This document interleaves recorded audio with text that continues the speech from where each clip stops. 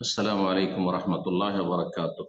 إن الحمد لله نحمده ونستعينه ونستغفره ونعوذ بالله من شرور أنفسنا ومن سيئات أعمالنا. من يهده الله فلا مضل له ومن يضلل فلا هادي له، وأشهد أن لا إله إلا الله وحده لا شريك له، وأشهد أن محمدا عبده ورسوله صلى الله تعالى عليه وعلى آله وصحبه وسلم تسليما كثيرا. أما بعد। সম্মানিত শ্রোতা দর্শক মন্ডলী, আল্লাহ রাব্বুল আলামিনের প্রশংসা এবং প্রিয় নবী সাল্লাল্লাহু আলাইহি সাল্লামের উপর সালাতু ওয়াস সালামের পর আজ রবিবার 4 জিলকাদা 1445 হিজরি মোতাবেক 12 মে 2024 আমাদের ধারাবাহিক আলোচনা ফিকহুস সালাত, সালাতের মাসাইল, পর্ব নম্বর 39। বিষয়বস্তু চলছে জুমার সালাতের বিভিন্ন দিক নিয়ে। আজকের বিষয়বস্তু হচ্ছে সিফাতু সালাতিল জুমআ, জুমার সালাতের পদ্ধতি, ফরজ সুন্নাত যে জুমার সালাত রয়েছে তার পদ্ধতি এবং তার সাথে সংশ্লিষ্ট মাসাইল। বলছেন লেখক, সালাতুল জুমআত রাকাতান, জুমার মূল সালাত যা ফরজ তা হচ্ছে 2 রাকাত। ফরজ সালাত হচ্ছে 2 রাকাত। কেউ যদি জিজ্ঞেস করে জুমার সালাত কয় রাকাত, আপনি সুন্নত মিলিয়ে বলবেন না, বলবেন যে 2 রাকাত, কারণ 2 রাকাত আল্লাহ ফরজ করেছেন। আর সুন্নত হচ্ছে তাতে যে সূরা ফাতিহা এবং তার সাথে আর একটি সূরা বা কিছু আয়াত উচ্চ স্বরে পাঠ করবেন, মানে তেলাওয়াত উচ্চ স্বরে, জেহরি কেরাত।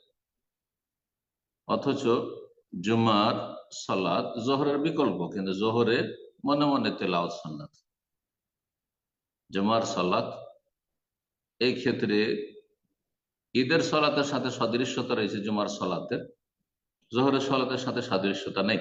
তেলাওয়াতের ক্ষেত্রে উচ্চ স্বরে তেলাওয়াত করতে হবে। এটি শরীয়তের একটি হিকমতপূর্ণ মাসআলা, যে যাতে বড় ধরনের গ্যাদারিং রয়েছে, বেশি সংখ্যক লোক একত্রিত হয়, তাতে সুন্নত হচ্ছে উচ্চ স্বরে তেলাওয়াত করা। এই জন্য জুমার সালাত, ঈদের সালাত, ইস্তেসকার সালাত, এইসব সালাতে উচ্চ স্বরে তেলাওয়াত সুন্নাত। সূরা ফাতিহার পরে কি পড়বেন, এই ক্ষেত্রে 3টি সুন্নত প্রমাণিত। 3 রকম হাদিস রয়েছে। অধিকাংশ মানুষেরা একরকম সুন্নত শুধু জানেন, কিন্তু আজকে শোনেন যে সূরা ফাতিহার পরে 1 নম্বর সুন্নত হচ্ছে যে প্রথম রাকাতে সূরা জুমা, দ্বিতীয় রাকাতে সূরা মুনাফিকুন।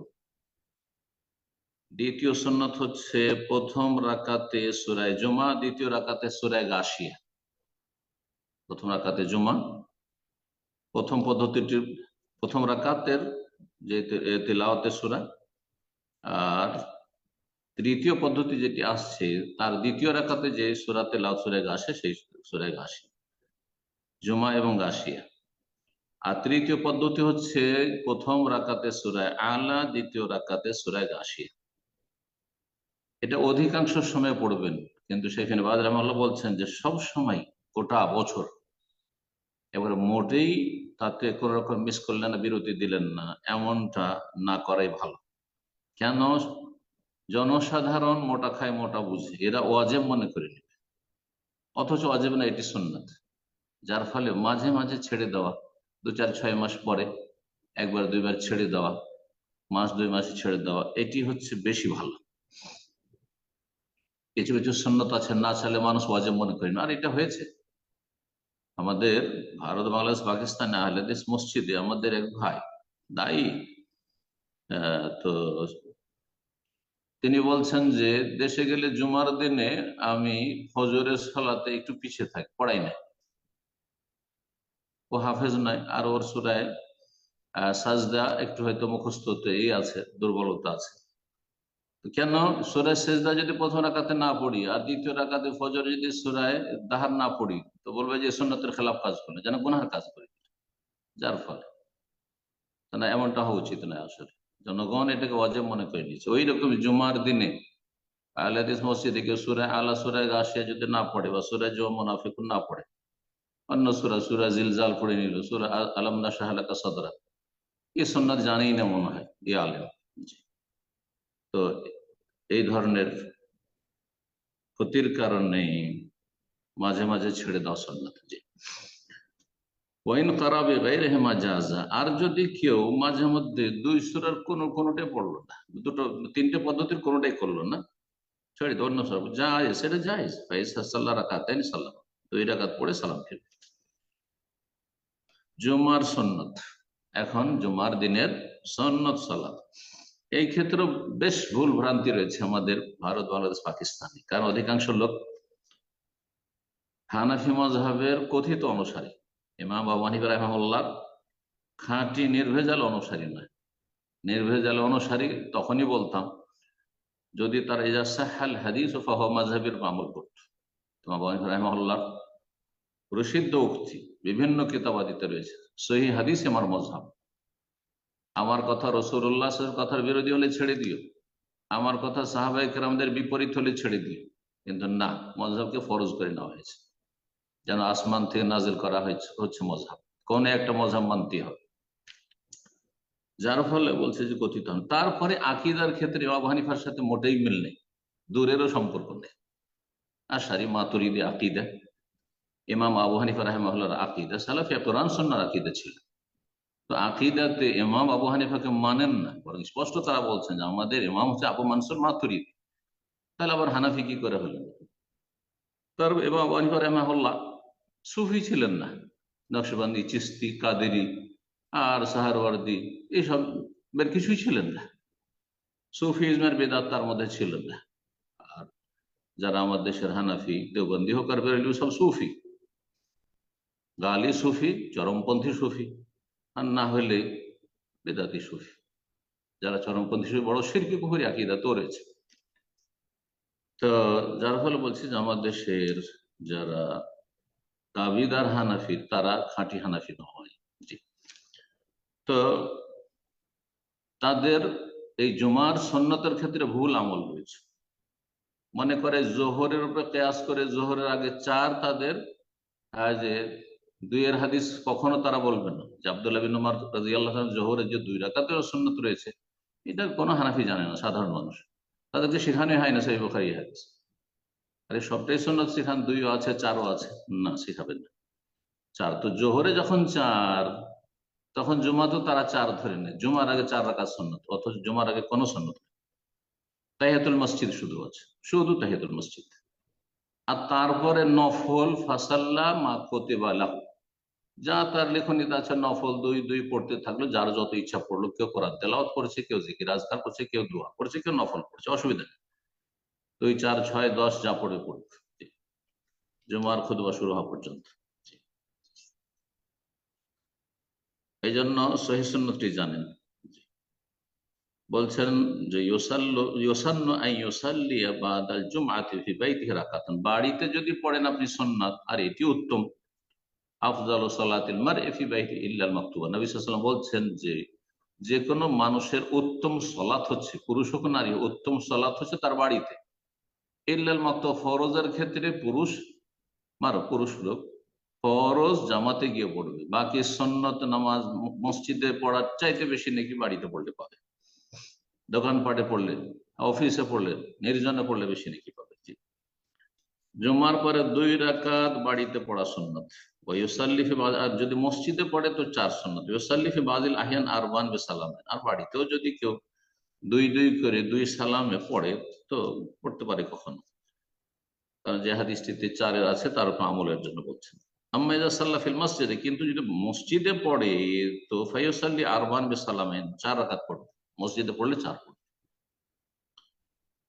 ওয়ালা সুন্নাত লিল জুমআতি ক্বাবলাহা, জুমার আগে কোন সুন্নতে রাতেবা নেই, সুন্নতে রাতেবা জুমার আগে নেই। আছে তাহিয়াতুল মসজিদ, মসজিদ সালাম, বাল ইউসাল্লি মা শাআ, তারপর তাহিয়াতুল মসজিদের পরে যা চাইবে, যতটা চাইবে সালাত আদায় করতে পারে।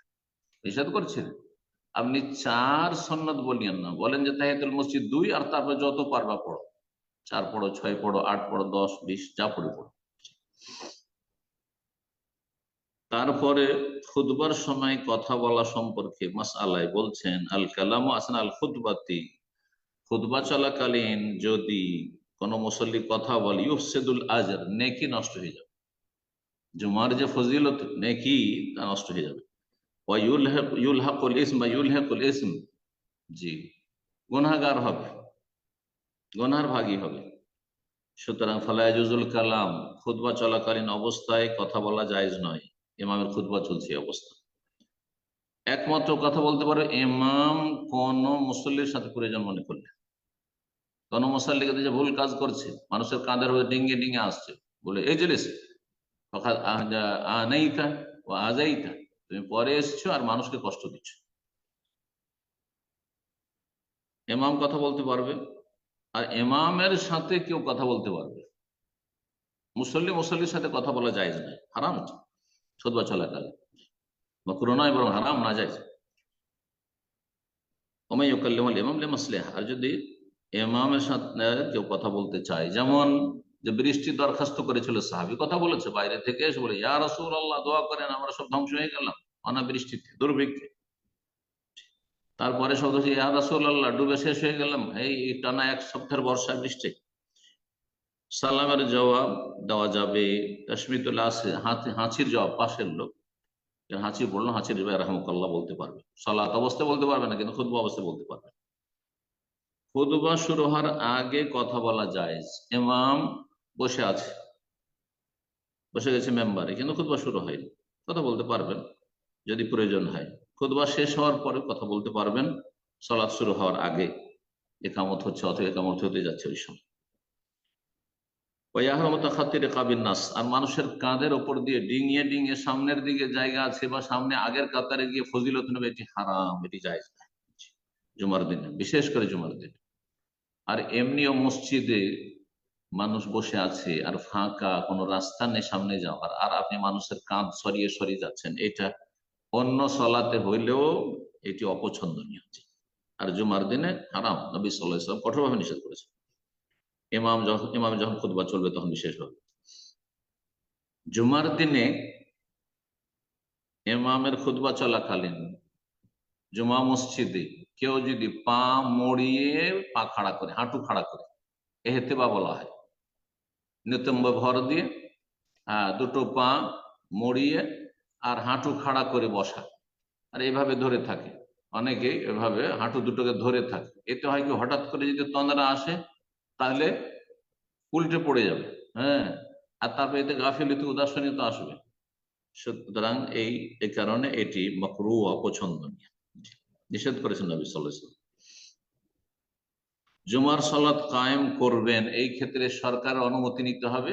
মুসলিম দেশে, অমুসলিম দেশে সরকারের অনুমতি নেওয়া আর না নেওয়া এসব যায় আসে না, কিন্তু মুসলিম দেশে কি অনুমতি নিতে হবে, এই মাসলা একদল কেউ কেউ বলেছেন অনুমতি নিতে হবে।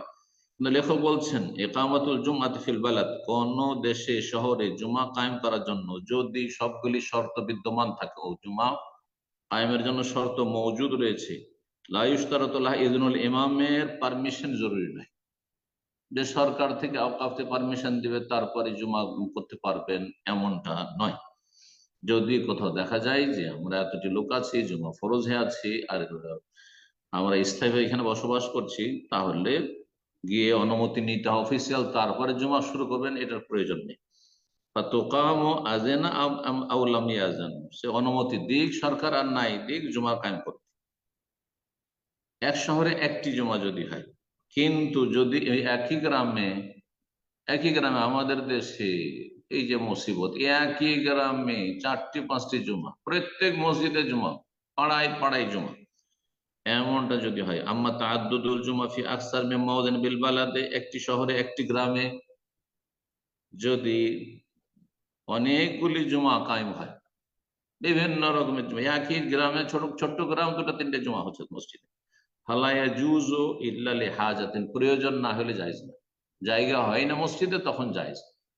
কিন্তু 25টা লোক নিয়ে, 30টা লোক নিয়ে জমা হচ্ছে, আমরা দেখেছি ইন্ডিয়া বাংলাদেশে এমন গ্রামাঞ্চলে মসজিদ আছে 25-30টা নিয়ে লোক নিয়ে, আমরা আমাদের মহল্লাতে, আমাদের পাড়ায় আমরা জমা করবো, ওদের মসজিদে যাবো। আপনার দুনিয়ার দ্বন্দ্বের কারণে জমা মসজিদ ভাগ করে নিচ্ছে, এগুলি জায়েজ নয়, গুনার কাজ, জায়েজ নয়। যদি প্রয়োজন হয় বা জরুরি হয় তখন অনুমতি নিতে হবে। এক গ্রামে কয়েকটি জমা করতে হলে তখন আওকাফের অনুমতি নিতে হবে, ধর্ম মন্ত্রণালয়ের অনুমতি নিতে হবে। জুমা কি শুধু শহরে, গ্রামে চলবে না? বলছে যে জুমা শহরে গ্রামে সব জায়গায় চলবে যেখানে স্থায়ীভাবে মানুষরা বসবাস করছে, কিন্তু যেখানে বেদুইনদের মতো যাযাবর বসবাস করছে, এখানে ঘাস আছে পানি আছে সেই জন্য তাঁবু লাগিয়ে দিয়েছে, বকরি ছাগল নিয়ে আছে, ঘাস পানি শেষ তখন সেখান থেকে আবার অন্য জায়গায় চলে গেল, এদের উপরে জুমা নেই। তাহলে মানুষ পৃথিবীতে বসবাস করে তিন রকম ভাবে: মদন, শহরে সিটিতে বা টাউনে, আর ওরা গ্রাম অঞ্চলে যেখানে স্থায়ী বাড়ি ঘর করে মানুষ বসবাস করছে, আর ভারত বাংলাদেশে অধিকাংশ মানুষ গ্রাম অঞ্চলে বসবাস করে। আর আরেকটি হচ্ছে বাদিয়া আরব দেশে যে বেদুইনদের জীবনযাপন। এইরকম যদি হয় তাহলে তাদের জুমা নেই, তখন জুমার বদলে তারা জোহর পড়বে।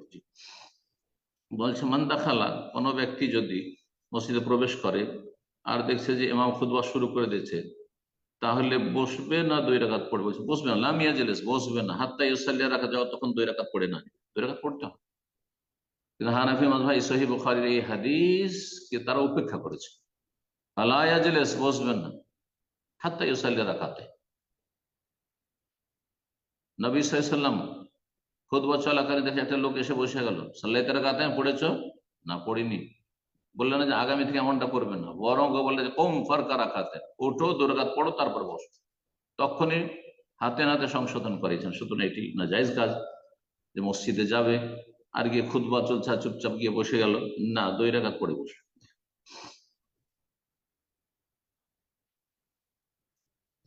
কিন্তু সংক্ষেপে, খুতবা শুরু হয়ে গেছে সুতরাং সংক্ষিপ্ত পড়বে, ছোট সূরা দিয়ে পড়বে।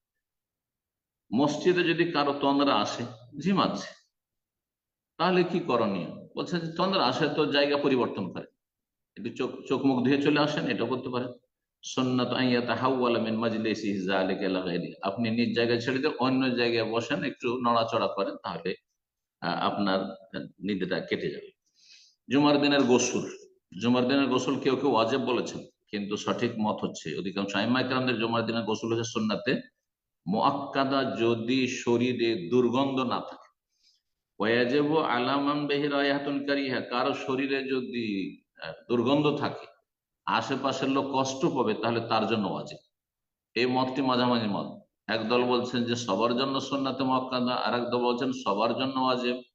আর বিজ্ঞ মহাক্কিক গবেষক ওলামারা বলেছেন যদি মানুষের শরীর স্বাভাবিক হয়, এমন কোনো গন্ধ হয় না বগলে বা শরীরে, অথবা ঠান্ডায় কাজ করে শরীরে ঘাম হয় না সুতরাং গন্ধ হয় না। আর কিছু লোকের আছে ধরো ওদের কাজ করেছে, অথবা এমনি তার শরীর এমন যে ওকে গোসল, ও যদি গোসল করে আসে তবু কিছু না কিছু গন্ধ থাকবে, চলুক কেমন আছে, তাদের হরমোনের কারণে বগলে গন্ধ বেশি বেশি, এমন যদি হয় তাহলে তাদের জন্য গোসল করা ফরজ। গোসল করা হচ্ছে তখন ফরজ হয় জুমার দিনে। কেন? তাতে ফেরেশতারা কষ্ট পায় আর মুসল্লিরা কষ্ট পায়। নবী সাল্লাল্লাহু আলাইহি ওয়াসাল্লামের হাদিস সহিহ বুখারী মুসলিমে রয়েছে, আল গোসলু ইয়াউমাল জুমাতি ওয়াজিবুন আলা কুল্লি মুহতালিম, জুমার দিনে গোসল করা আবশ্যক প্রত্যেক সাবালকের উপর। আর সাবালকের জুমা রয়েছে, সেজন্য সাবালক, মহিলাদের উপর নয়, কারণ মহিলাদের জন্য জুমা ফরজ নয়। পুরুষ সাবালকদের উপর আর নাবালকদের জুমা ফরজ নয়, এই জন্য মুহতালিম বলেছে যে স্বপ্ন দোষের বয়সে পৌঁছেছে। ওয়াজিবুন মানে অধিকাংশ ওলামাদের নিকটে, কারণ অন্যান্য হাদিসে রয়েছে যে ওয়াজিব নয়, সেই জন্য ওয়াজিবুন মানে মুতাআক্কিদুন, সুন্নাতে মুআক্কাদা। আর কেউ কেউ বলছে ওয়াজিব মানে ওয়াজিব, কিন্তু নবী সাল্লাল্লাহু আলাইহি ওয়াসাল্লামের জামানায় এই ফিকহার পরিভাষা ছিল না, যার ফলে ওয়াজিব মানে ফিকহার ওয়াজিব নয়। একমত কারো শরীরে দুর্গন্ধ থাকে তাহলে গোসল করার পরে জুমাতে যে যাবেন পরিষ্কার পরিচ্ছন্ন হবেন এবং সুগন্ধি লাগাবেন। আর আপনার যতগুলি কাপড় আছে তার মধ্যে যেটা সবচেয়ে ভালো কাপড়, ঢিলাঢালা পোশাক, ইসলামিক পোশাকের কাছাকাছি, ইসলামী পোশাকের যে সব গুণাবলী রয়েছে, ইসলামী পোশাক মানে পাঞ্জাবি বা ইসলামী পোশাক মানে জুব্বা নয়, ইসলামী পোশাক মানে ঢিলাঢালা পোশাক, যে বেশ কিছু শর্ত রয়েছে পোশাকের জন্য, উত্তম পোশাকের জন্য, সেগুলি যেটাতে পাচ্ছেন আপনি, আর সুন্দর হয়ে আছে নতুন হলে নতুন, আর না হলে সবচাইতে ভালো যেটা, সেই পোশাকটি পরবেন। আর সকাল সকাল মসজিদে যাওয়ার চেষ্টা করবেন, এমামের কাছে গিয়ে বসার চেষ্টা করবেন। এই না যে পেছন থেকে, আগেই গেছেন মসজিদ আর পেছন থেকে হেলান দেওয়ার জন্য একবার মসজিদের শেষ দিকে বসে আছেন, না, এটা ভালো কাজ নয়, অত ভাগায়রা।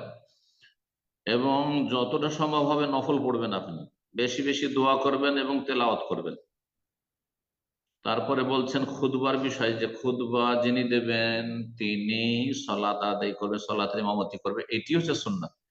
কিন্তু কারণবশত একজন খুতবা দিল, আরেকজন জুমার এমামতি করলো, জায়েজ। এই মাসলা অনেকে জিজ্ঞাসা করেন, আর আহলে হাদিস মসজিদ গুলোতে অনেক সময় এরকম করা হয়। ভালো একজন আলেম আসছেন বা বক্তা আসছেন বা একটা জুনিয়র, সে খুতবা দিতে আগ্রহী, খুতবা দিয়ে দিচ্ছে, আর বড় একজন আলেম তিনি এমামতি করছেন। তো বা ভালো কারি, তাকে দিয়ে তেলাওয়াত হয়েছে, কারি বা ভালো বক্তব্য করতে পারবেন না, তো জায়েজ, কোনো অসুবিধা নেই। জুমার দিনে সূরা কাহাফ পাঠ, এই মর্মেও দুটো মত রয়েছে। কেউ কেউ বলছে সূরা কাহাফ মর্মে যে হাদিস রয়েছে হাদিস সহিহ, কিন্তু সঠিক মত হচ্ছে যে হাদিস আমলযোগ্য, হাসান বা সহিহ, আল্লাহু আলাম। জুমার দিনে রাতে যে কোনো সময় পড়লেই হবে, জুমার আগে পড়লে ভালো, আর জুমার পরে পড়লে অসুবিধা নেই, সন্ধ্যা পর্যন্ত সূরা কাহাফ পড়বে। আর যে ব্যক্তি সূরা কাহাফ পড়বে তার ফজিলত হাদিসে রয়েছে, আদা লাহু মিনান নূর মা বাইনা জুমাতাইন, দুই জুমার মাঝখানে এক সপ্তাহ ধরে তার জন্য ইমানি নূর ছড়াবে। জুমার দিনে বেশি বেশি রাসূলুল্লাহর প্রতি সালাত পেশ করা, দরুদ পেশ করা সুন্নাত। আল্লাহুম্মা সাল্লি ওয়া সাল্লিম আলা নবিয়িনা মুহাম্মদ, সংক্ষিপ্ত দরুদ পড়তে পারেন। আর কিছু কিছু উলামারা বলছেন না, দরুদ ইব্রাহিমই পড়তে হবে, আল্লাহুম্মা সাল্লি আলা মুহাম্মদ আল্লাহু বারিক আলা মুহাম্মাদ ইন্নাকা হামিদুম মাজিদ। আবার কেউ বলছেন এর বিপরীতে, যে না, দরুদ ইব্রাহিম শুধু সালাতের সাথে খাস, আত্তাহিয়াতের পরে। তো মাসালা ইখতিলাফ রয়েছে, কিন্তু দুটোই জায়েজ। কিছু সময় দরুদ ইব্রাহিম পড়লেন, আর কিছু সময় আপনি এমনি পড়লেন, আল্লাহুম্মা সাল্লি ওয়া সাল্লিম আলা নবিয়িনা মুহাম্মদ, আল্লাহুম্মা সাল্লি ওয়া সাল্লিম আলা নবিয়িনা মুহাম্মদ, আল্লাহুম্মা সাল্লি আলা মুহাম্মদ আল্লাহু বারিক আলা মুহাম্মদ। জি, কোনো অসুবিধা নেই। জি, নবী সাল্লাল্লাহু আলাইহি ওয়াসাল্লাম হাদিস সহিহ মুসলিম, মান সাল্লা আলাইহি ওয়াহিদা, কেউ যদি একবার আমার উপর সালাত পেশ করে, সাল্লাল্লাহু আলাইহি ওয়াসাল্লাম তার উপর 10 গুণ আল্লাহ সালাত রহমত বর্ষণ করবেন। তারপর জুমার দিনের ফজরের সালাতের তেলাওয়াত সম্পর্কে বলছেন, জুমার দিনের প্রথম রাকাতে সূরা ফাতিহার পরে ফজরের সালাতে সূরা সাজদা পড়বেন, আর দ্বিতীয় রাকাতে পড়বেন সূরা দাহর। এটি অধিকাংশ সময় করবেন, কিন্তু সব সময় নয়, যাতে ওয়াজিব না মনে করতে লাগে। ইমাম বা মুক্তাদিদের জন্য যখন খুতবা ইমাম সাহেব দোয়া করছেন, তখন হাত তোলা জায়েজ না, হাত তোলা সুন্নাত না, বিদআত। যে কোনো দোয়াতে হাত তুলে দিচ্ছে আজকালকার মুসল্লিরা, আর উদ্দেশ্য অজ্ঞতার কারণে অনেকেই যেমনই দোয়া করা শুরু করলেন, আল্লাহুম্মা গফির লিল মুমিনিনা ওয়াল মুমিনাত, আল্লাহুম্মা আল্লিফ বাইনা কুলুবিহিম ওয়া আসলিহ যাতা বাইনিহিম ওয়ানসুরহুম আলা আদুওয়িকা ওয়া আদুওয়িহিম, যে কোনো রব্বানা আতিনা ফিদ দুনিয়া হাসানা, হাত উঠিয়ে বসো না, জায়েজ নেই। একমাত্র যখন বৃষ্টি চাইবেন আপনাকে, তাহলে আরবি বুঝতে হবে, আরবিতে যদি দোয়া হয় তাহলে, বা আপনার ভাষাতে খুতবা হচ্ছে, আল্লাহ আমাদের বৃষ্টি দাও, অনাবৃষ্টি দূর করো, হ্যাঁ, আল্লাহ মাসকেনা আল্লাহ আগেছেনা, তখন হাত উঠাবেন, কারণ তখন নবী সাল্লাল্লাহু আলাইহি ওয়াসাল্লাম হাত উঠিয়েছেন। এছাড়া জুমার খুতবায় দোয়া হলে হাত উঠানো এটি সুন্নত নয়, বরং এটি বিদআত। ইল্লা ইস্তাসকা, ইস্তেসকা হলে তাহলে ইমাম হাত উঠাবেন, আর মুক্তাদি যারা মুসল্লি রয়েছে তারা হাত উঠাবে। তবে দোয়াতে আমিন আমিন বলবেন, হাত উঠাবেন না, কিন্তু আমিন আমিন বলবেন। ইমাম দোয়া করছেন, আস্তে করে আপনি আস্তে আওয়াজে আমিন বলে মুফামাসুর মা খাফজিস সাউত। জি, ইমামের জন্য সুন্নত হচ্ছে যে খুতবায় দোয়া করবেন, খুতবায় তিনি দোয়া করবেন। আর উত্তম হচ্ছে দোয়া করবেন ইসলামের জন্য, মুসলিমদের জন্য, তাদের হেফাজতের জন্য, তাদের সাহায্যের জন্য, এবং তাদের পরস্পরের ভালোবাসা সম্প্রীতি যাতে বৃদ্ধি পায়, এই জন্য দোয়া করবেন। আল্লাহ ইসলাম মুসলিমকে শক্তিশালী করুক, এই জন্য দোয়া করবেন। আল্লাহ তাদেরকে সমস্ত অনিষ্ট থেকে হেফাজত করে, জালিমের জুলুম থেকে হেফাজত করে, এসব দোয়া। ইমাম যখন দোয়া করবেন তখন তার শাহাদাতের আঙ্গুল দিয়ে ইশারা করবেন। জি, ইশারা করবেন, কিন্তু সেটা আকাশের দিকে উঠাবেন না। যেমন দোয়া করছেন আল্লাহুম্মা আরহামিল মুসলিমিন, আল্লাহুম্মা হাফিজুল মুসলিমিন, হাতের আঙ্গুল উঠিয়ে, এটি সুন্নাত নয় বলছেন। তারপরে বিষয়বস্তু হচ্ছে, জুমার দিনে একটি বড় ফজিলতপূর্ণ মুহূর্ত রয়েছে, যেই মুহূর্তে যে কোনো দুনিয়া আখিরাতের কল্যাণমূলক দোয়া করেন আল্লাহ কবুল করে থাকেন, সাআতুল ইজাবা। গুরুত্বপূর্ণ বিষয়টি, এতে আমাদের দুনিয়া আখিরাতের সার্বিক কল্যাণ রব্বুল আলামিনের কাছে আমরা চাইতে পারবো এবং আমরা হাসিল করতে পারবো। সুতরাং সর্বাত্মক চেষ্টা করা উচিত একজন মুসলিমকে, একজন সজাগ মানুষকে। বলছেন তুরজাফি আখের সাআতি মিন নাহারি ইয়াউমিল জুমআ, এই ক্ষেত্রে অনেকগুলি উক্তি রয়েছে, তার মধ্যে দুটো উক্তি বেশি শক্তিশালী। বলছেন লেখক এখানে তার একটি উক্তি যে জুমার দিনের আসর পরে একবারে শেষ মুহূর্ত মাগরিবের আগে যে ঘন্টা খানেক, এক এক ঘন্টা ধরেন, এই সময়টা মানে 60 মিনিটের ঘন্টা জরুরি নয়, তার একটু বেশি কম, এই সময়গুলোতে দোয়া কবুলের আশা করা যায়। সুতরাং তাতে বেশি বেশি জিকির আজকার করবেন, দোয়া করবেন। এই সময় দোয়া কবুলের যেহেতু আশা রয়েছে, এই সময়টি একেবারে স্বল্প সময়। নবী সাল্লাল্লাহু আলাইহি ওয়াসাল্লাম হাতের আঙ্গুল দিয়ে ইশারা করে ওয়াকাল্লিলুহা, অল্প সময়, হয়তো 2, 4, 5 মিনিট, 10 মিনিট, হ্যাঁ আল্লাহ আলম কত, হ্যাঁ এইরকম ভাবে নবী সাল্লাল্লাহু আলাইহি ওয়াসাল্লাম ইশারা করেছেন। হাদিসটি আসছে সহিহ বুখারী মুসলিমের হাদিস। আবু হুরায়রা রাদিয়াল্লাহু তাআলা আনহু তিনি বলছেন, জুমার দিনের কথা আলোচনা করে রাসূলুল্লাহ সাল্লাল্লাহু আলাইহি ওয়াসাল্লাম বলছেন, ফিহি সাআতুন, জুমার দিনে একটি মুহূর্ত রয়েছে। নবী সাল্লাল্লাহু আলাইহি ওয়াসাল্লামের জামানায় 60 মিনিটের আর ধারণা ছিল না, তবে তার কম বা বেশি একটা সময় রয়েছে। লা ইউআফিকুহা আব্দুল মুসলিম, সেই সময়টি যদি কোন মুসলিম পেয়ে যায়, ওয়া হুয়া কায়িমুন ইউসাল্লি, সালাতে দণ্ডায়মান থাকা অবস্থায়। সালাতে দণ্ডায়মান তো আসর পরে তো সালাত নেই, আর আসরের ব্যাখ্যা হচ্ছে সবচেয়ে শক্তিশালী, হ্যাঁ, বা খুতবা শুরু হতে যাচ্ছে সেই সময়।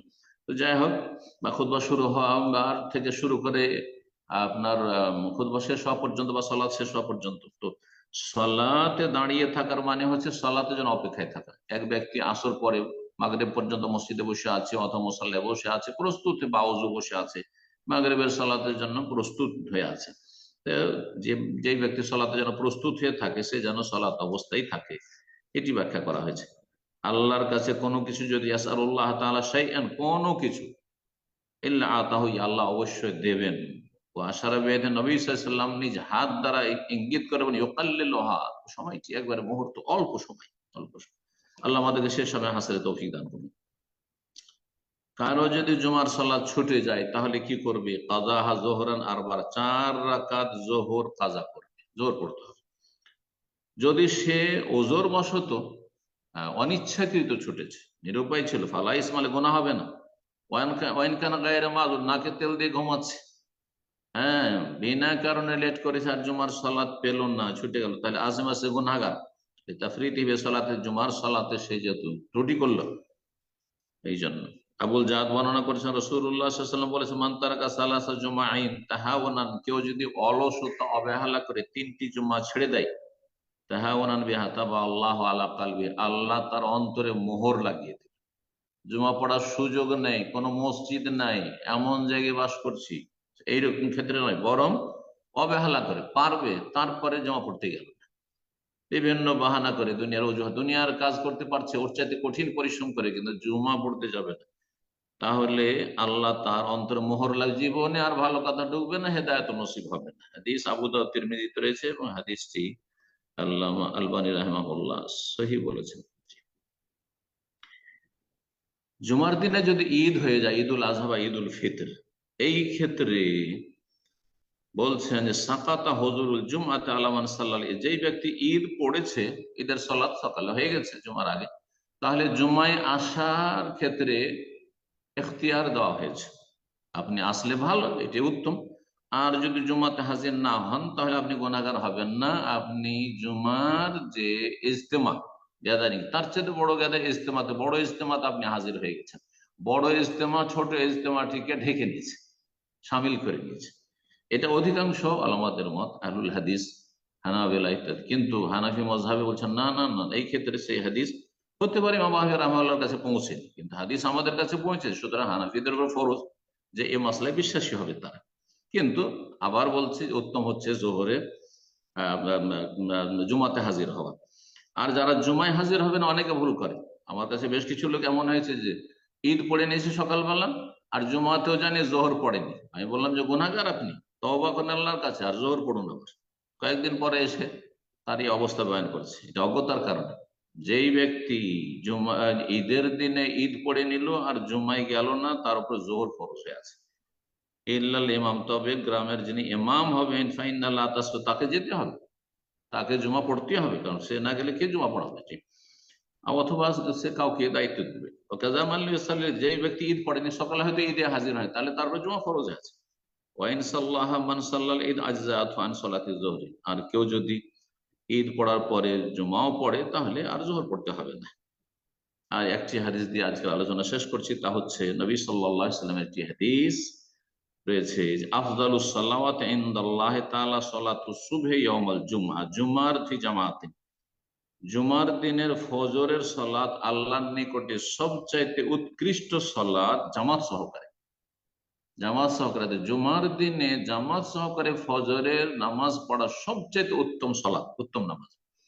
এই জন্য যারা মাঝে মাঝে জামাতে গাফিলতি করে দেন অথবা জামাত ছুটে যায়, জুমার দিনে সযত্ন হবে, জুমার দিনে গুরুত্ব দিবেন ফজরের বেশি, যাতে করে জুমার দিনের জামাত না ছুটে যায়। আল্লাহ রাব্বু আমাদের ঈমান আমলকে ভালো করার তৌফিক দান করুন, শক্তিশালী করুন এবং দিনের ক্ষেত্রে অগ্রগামী হওয়ার তৌফিক দান করুন। দিন দুনিয়া আল্লাহ বরকত দান করুন, সমস্ত অনিষ্ট থেকে আল্লাহ রক্ষা করুন। যেসব ভাই বোনেরা আমাদের দার্সে হাজির থাকলেন তাদের জন্য বিশেষভাবে দোয়া করি। অনেক ভাইরা রয়েছে যারা গাফিল, প্রশ্ন করার জন্য আসে এই জমে কিন্তু দার্সে হাজির হয় না। আল্লাহ তাদের হেদায়েত দান করুন, তাদের ঈমান বৃদ্ধি করুন, তাদের জ্ঞান অর্জনের আগ্রহকে বৃদ্ধি করুন এবং যারা দিন শিখছেন, দর্শে হাজির হচ্ছেন শুরু থেকে আর তারপরে প্রশ্নোত্তর পর্বে হাজির হচ্ছেন, আল্লাহ তাদেরকে উত্তম প্রতিদান দান করুন এবং তাদেরকে আল্লাহ রাব্বুল আলামিন দুনিয়া এবং দিনের সার্বিক কল্যাণ দান করুন। জাযাকুমুল্লাহ খাইরান ওয়া সাল্লাল্লাহু সাল্লাম আলা নবিয়িনা মুহাম্মদ ওয়া আলা আলিহি ওয়া সাহবিহি আজমাইন। জাযাকাল্লাহ খায়ের শেখ। সম্মানিত দিনী ভাই এবং বোনেরা, যারা প্রশ্ন করার জন্য হ্যান্ড রেজ করেছেন, ইনশাআল্লাহ এখনই আমাদের প্রশ্নোত্তর পর্ব শুরু হবে। তার পূর্বে প্রশ্ন করার ক্ষেত্রে দুই একটি নিয়ম নীতি বলে দিচ্ছি যে আমরা যখন প্রশ্ন করব অবশ্যই একটি করে প্রশ্ন এবং সংক্ষিপ্ত আকারে প্রশ্ন আমরা উপস্থাপন করার চেষ্টা করব। আর যে শহর বা দেশ থেকে আমরা প্রশ্ন করব অবশ্যই প্রেক্ষাপট বোঝার উদ্দেশ্যে আমরা মেনশন করবো ইনশাআল্লাহ। তো আমরা সময় না নিয়ে আমরা শুরুতে প্রশ্ন নেব। প্রশ্ন করবেন আবু ইসমাইল, আপনি প্রশ্ন করুন।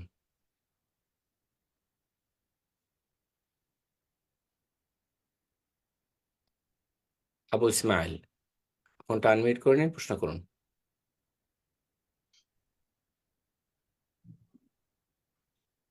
যারা আমরা হ্যান্ড রেজ করেছি প্রশ্ন করার উদ্দেশ্যে, আমি আপনাদের মনোযোগ আকর্ষণ করছি। আপনাদের নাম মেনশন করার সাথে সাথে আপনারা ফোনটাকে আনমিউট করে আপনাদের জুম অ্যাপের অপশন ফলো করবেন, যেখানে আপনাদেরকে ফোনটিকে আনমিউট করতে বলা হবে। অপশন ফলো করে ফোনটি আনমিউট করে নিয়ে প্রশ্ন করবেন দ্রুত ইনশাআল্লাহ, যাতে করে সময়টা আমাদের কাজে লাগাতে পারি ইনশাআল্লাহ। তো আমি আবারও সুযোগ দিচ্ছি আবু ইসমাইল। আচ্ছা, আবু ইসমাইল উনি ড্রপ হয়ে গেছেন হয়তো নেটজনিত কারণে। তো এই পর্যায়ে আমরা সুযোগ করে দিচ্ছি, প্রশ্ন করবেন সেলিম ইকবাল, আপনি প্রশ্ন করুন। আসসালামু আলাইকুম রহমতুল্লাহ শেখ। ওয়ালাইকুম আসসালাম ওয়া রাহমাতুল্লাহি ওয়া বারাকাতুহু। জি শেখ, আমি কানাডা থেকে বলছি, আমার নাম সেলিম। আমি এর আগে বলেন। আপনাকে প্রশ্ন করার সুযোগ পেয়েছেন, জি আলহামদুলিল্লাহ। জি তো বলেন। এবার আমরা হজে যাচ্ছি কানাডা থেকে। তো শেখ, মাশাআল্লাহ, আল্লাহ কবুল করুন। আমরা প্রায় কবুল 300 জনের একটা সফরে যাচ্ছি।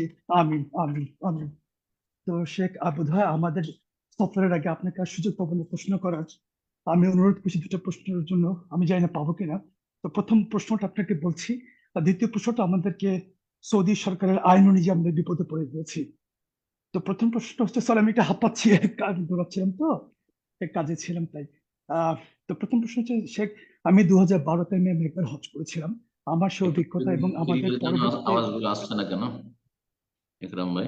আহ একটু আপনি জি, ক্লিয়ার আপনার সাউন্ডটা একটু উইক আছে আর কি, একটু কম। তো আপনি মাইকটা একটু কাছে নিয়ে কথা বলুন, কথাগুলো একটু আচ্ছা, জি জি জি শেখ, এখন শোনা যাচ্ছে? শুরুতে বলেন, হ্যাঁ বলেন, শুনছি। আচ্ছা। তো আহ আমার 2012 সালের হজের অভিজ্ঞতা এবং তারপরে যারা গিয়েছে তাদের সবের অভিজ্ঞতা থেকে বলছি, মিনাতে যে আমরা যখন থাকবো 10 তারিখে 4টা কাজ করার পরে, এই যে চুল কাটা, জামারাত গুলো পরে, এই মিনাতে 10, 11, 12 এই 3 দিন প্রচন্ড ফিতনা হয়। এবং সেটা হচ্ছে কি, এই বাথরুম যাওয়া নিয়ে, বিছানার বর্ডার নিয়ে, কাপড় টাঙানো নিয়ে, তারপরে সবাই মোবাইলে আলোচনা করে, ভিডিও দেখে, প্রচুর ফিতনা। এখন ওখানে ঠিক মতো জিকির করাটা আসলে দুর্বল ইমানের হলে মানুষ থাকলে পারে না। তা আমাদেরকে ওই মানসিকের সময় আমাদের আজিজিয়াতে আমাদের অ্যাপার্টমেন্ট থাকবে। তো শেখ, এই পরিস্থিতিতে এই ফিতনা থেকে বাঁচার জন্য আমাদেরকে একটু নসিহা করেন, একটু প্লিজ। আজিজিয়াতে তো থাকা জায়েজ নয় মেনার দিন রাতগুলোতে, রাতে দিনে হয়তো থাকতে পারবেন হয়তো এসে, কিন্তু রাত্রে, আপনি রাত্রে বলছেন? না না না না শেখ, রাতে তো আপনি আপনার দার্সে পরিষ্কার বলেছে আমাদেরকে রাতে বেশিরভাগ সময় আমাদেরকে মাগরিবের আগেই মিনাতে চলে আসতে হবে, কারণ আজ থেকে মিনা একেবারে কাছে। তো ওটা ওটা আমরা করবো অবশ্যই, রাতে অবশ্যই মাগরিবের পরে আমরা মিনা এলাকায় ঢুকে যাব। কিন্তু যে দিনের বেলাটা এই যে মারামারি, খাওয়া নিয়ে মারামারি, ঝগড়াঝাটি, চিৎকার হয়, এই ফিতনা থেকে বাঁচার জন্য আমরা কি করতে পারি, যদি আপনি আপনার এটাও একটু আমাদের কিন্তু স্যার। আজকাল খুব কঠিন। আজকাল রাস্তাঘাটে কোথাও বসতে দেন, এক সময় হয়তো যে রাস্তাঘাটে বসতে দিত, এখন তো কোথাও বসতে দিবেন না। আপনাকে মেনায় ঢুকে, আমি যেটা নিজের বাস্তবিকতা বলছি, আমি ঘুরে, যে মেনাতে কোনো জায়গায় একটু থামতেও দিবে না, চলতেই থাকতে হবে। আপনি আপনাদেরকে এইভাবে যে করেছে যে আজিজিয়াতে আপনাদের হোটেল দিয়েছে, ওখানে থাকবেন, আর এমনি রাত্রে হয়তো মাগরিব পর বা এশা পর চলে এলেন, আর তারপরে রাতটা গোটা কাটালেন। কোনো জায়গায় আপনাকে বসতেও দিবে না, একটু দাঁড়াতেও দিবে না, 5 মিনিট যে দাঁড়াবেন, চলতেই হবে। তো আমি এইভাবে তো জটিল আমি হবে বলছি, এটা। আমরা যদি মাগরিবের পরে আমরা তাঁবুতে চলে যাই, গিয়ে আমরা এসব পরে ঘুমিয়ে পড়লাম, আবার ফজর পরে বের হয়ে চলে আসলাম। তাবু আছে আপনাদের মেনাতে? জি জি জি, আমরা কানাডা থেকে যাচ্ছি, মুয়াইসিমে আমাদের তাঁবু আছে। ও তাবু আছে, তাহলে তাবু ছেড়ে আপনি আজিজায় কেন থাকবেন, এটা আমার প্রশ্ন। ওই যে বললাম শেখ, ওই যে ফিতনা, ঝগড়াঝাটি এই সমস্ত হচ্ছে না না, সারাদিন। ঝগড়াঝাটি করবেন না, ঝগড়াঝাটি কেউ জবরদস্তি হজের মাঠে করবেন না। এখন কেউ তর্ক করছে, কেউ গল্প করছে, কেউ মোবাইল দেখছে, এতে জরুরি না যে আমাকে তাদের সাথে তাল মিলাইতে হবে। হ্যাঁ, আচ্ছা দুনিয়াদারদের সাথে। আপনি আচ্ছা সোজা নির্জনে কিবলামুখী হয়ে শোনো, আমি যেটা বলছি, আমি যদি থাকতাম সেখানে যেটা করতাম সেটা আপনাকে বলছি। হ্যাঁ, আর এমন নয় যে আজকালকার মুসলিম যারা হজে আসছে তারা সবাই ইবাদতবন্দি করতে আসছে। অনেকের পয়সা আছে, আসছে, আসার পরে গল্প করে টাইম পাস করছে। ও 5 মিনিট নাম কষ্ট একটু দোয়া করে হয়তো। আরাফাতেও দেখেছি 5 থেকে 10 মিনিট, 20 মিনিট, আধা ঘন্টা দোয়া করে। আর বাকি 6 ঘন্টা ওদের গল্প গুজব আর এদিক সেদিক, খাওয়া দাওয়া, ঘোরাফেরা, আমোদ ফুর্তি, এগুলোতে চলে। কোথায় কি তামাশা দেখে আসো, তো তাদের সাথে দিতে হবে নাকি? না, মোটেই না। তো লোকেরা গুনাহ করছে, তারা ফিতনা করছে, আপনি ফিতনাকে এড়িয়ে চলবেন। আপনি ফিতনার মাঝে থেকে এবাদত বন্দী যদি করেন, তো এটা হচ্ছে নবী সাল্লাল্লাহু আলাইহি ওয়াসাল্লাম বলেছেন, আল ইবাদাত ফিল হারজে কাহিজরাতিন ইলাইয়া। ফিতনা ফাসাদের যুগে মানুষ কলহ করছে, বিবাদ করছে, অথবা গুনাহ করছে, আর সেই সময় যদি আপনি ইবাদত বন্দেগীতে মগ্ন হইতে পারেন, এটি আমার কাছে হিজরত করে আসার মতো। কিন্তু আপনি শুধু, ওরা দুনিয়াদার, দুনিয়ার গল্প গুজব করবে ক্ষমাতে, সেজন্য আমি আজই যে চলে আসবো, এটা মোটেই যায় না। দিনের বেলা আসতে পারেন, দিনের বেলা বলছি, আবার দিনের বেলা মেনায় অবস্থান করা ওয়াজিব নয়, মুস্তাহাব। সারাদিন আপনি কাটাতে পারেন, ফজর পরে চলে গেলেন আপনি আজিজিয়া, আর সারাদিন সন্ধ্যা পর্যন্ত থাকলেন, আর আসার পরে আপনাকে তাঁবুতে থাকতে হবে রাতে। তাহলে ঠিক আছে, জাযাকুমুল্লাহ। বারাকাল্লাহ ফিক। শেখ সম্ভবত উনি আপনাকে রিকোয়েস্ট করেছিল আরেকটা হয়তো এই হজ সম্পর্কিত প্রশ্ন করার জন্য, তো অনুমতি দিলে আমি হ্যাঁ হ্যাঁ, হজ স্যারের সম্পর্কে প্রশ্ন করতে পারেন, জি। হজ সম্পর্কে প্রশ্ন অনেক অনেক হাজী সাহেবদের কাজে আসবে, সরাসরি এখন ইনশাআল্লাহ সময় আমি নেই। ওনাকে আনমিউট করে দিচ্ছি শেখের অনুমতি সাপেক্ষে। তো আপনি আম, জি সেলিম ইকবাল, আপনি ফোনটা আনমিউট করে নিন। আবু, দিকে রাখো।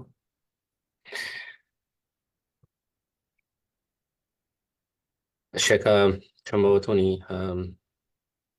হয়তো ওনার প্রশ্ন নেই, হয়তো আমার শোনাটা ভুল ছিল, কারণ সাউন্ড অস্পষ্ট ছিল। তো যাই হোক, ইনশাআল্লাহ এই পর্যায়ে প্রশ্ন করবেন। কেয়া, আপনি প্রশ্ন করুন। সালাম আলাইকুম ভাইয়া, আমি জি, ঢাকা থেকে ওয়ালাইকুম বলছি। আসসালাম ওয়া রাহমাতুল্লাহ। জি, আমি ঢাকা থেকে বলছি। বলেন বলেন। জি ভাইয়া, ওই যে আপনার সাথে তো আমার অনেকবার কথা হয়েছে। আর আমি তার আগে আল্লাহর কাছে হাজার শুক্রিয়া যে আপনার আলোচনা শুনে, দার্স শুনে আমার অনেক উপকার হয়েছে। আর আগেও এবং এখন আমি প্রতিদিন আমি শুনি, আর আপনার জন্য অনেক দোয়া করি। তো আমি সম্প্রতি একটা আপনার ইয়ে শুনে আমি যেটা জানতে পারলাম যে যদি আত্মীয় স্বজনদের কোনোদিন সম্পর্ক ছিন্ন করতে হয় না।